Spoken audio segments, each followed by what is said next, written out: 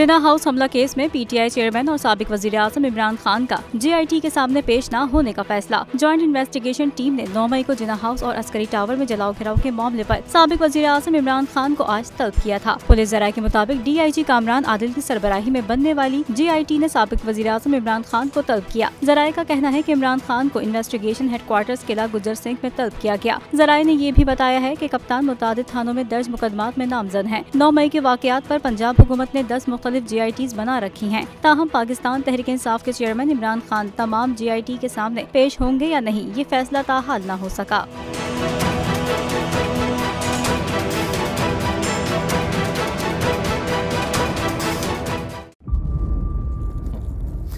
इंतजार था ना, चलो इस बार वो करते हैं जो इससे पहले किया ही नहीं। किस्मत की आंखों में आंखें डाल के जीतना होगा।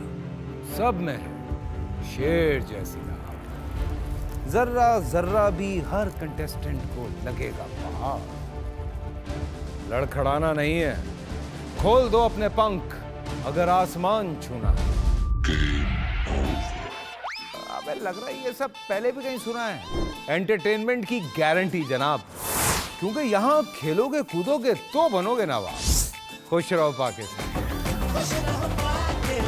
खुश रहो पाकिस्तान बुध और जुमेरात शाम 7 बजे सिर्फ बोल एंटरटेनमेंट पर। सब्सक्राइब करें और बेल दबाएं ताकि कोई खबर रह न जाए।